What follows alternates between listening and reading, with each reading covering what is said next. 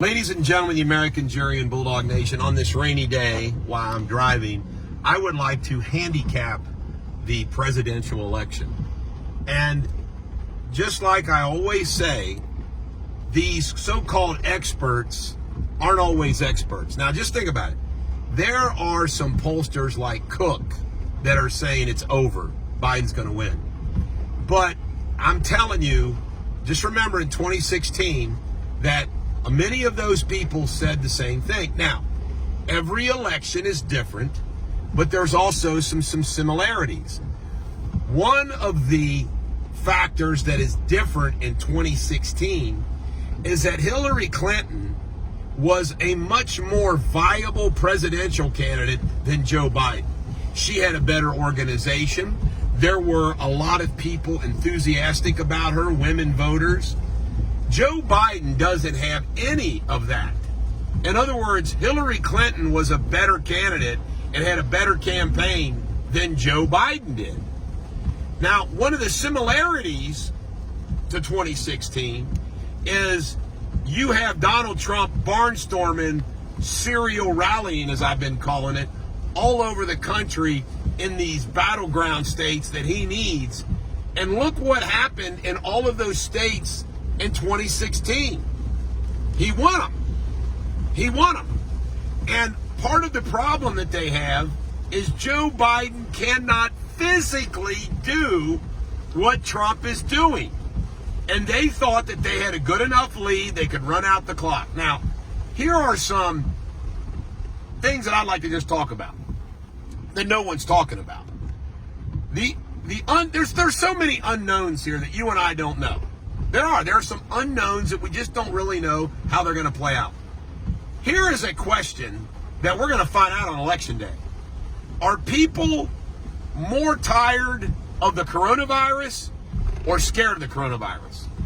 I think that there are more voters out there that have had enough of the coronavirus than are still scared of the coronavirus. Another thing that I think is really important is the difference between the mail-in voting and the early voting.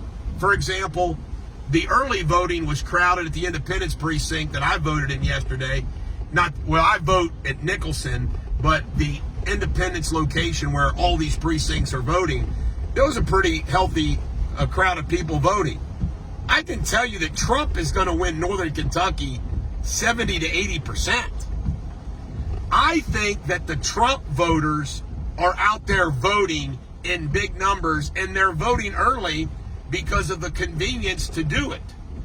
I think that this early voting that everybody was worried it was going to help the Democrats, I think is going to help Trump because Trump voters are more enthusiastic.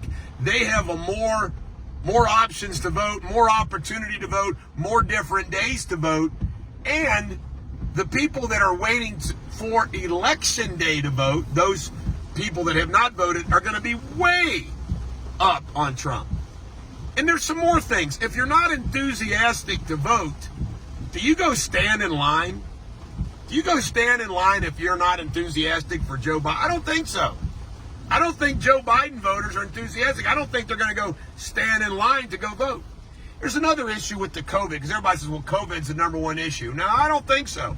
I think it's a big issue, but I think all these issues that Trump's passed, there's just so many issues. Corruption, the economy, law and order. There's just so many issues that are all in Trump's favor. I think young people, and we all know that young people don't vote like the older people do. If COVID's the number one issue, what do you think most young people, and it's been shown in the news reports that young people are out there partying, going on about their business. Do you think they like lockdowns? Young people like lockdowns the least. Young parents. You don't think that they've had enough of homeschooling? Young parents, you don't think that they've had enough of their kids not playing sports? I'm telling you, the young people that are traditionally the Democrats count on, I'm not so sure about that. And then you've got these state by state. Arizona's close. Florida's close. But guess what? Momentum matters. It's all closing in the polls to Trump. Biden's not widening his lead anywhere. Now, there's some poll. One poll I saw, so he's up 17% in Wisconsin. No, he's not. And I think that Trump's going to win Pennsylvania. Now, the other thing that you need to understand about what I think is going to happen is that, you know, these people that are voting by mail, that's where the corruption, in my opinion, can really be a factor.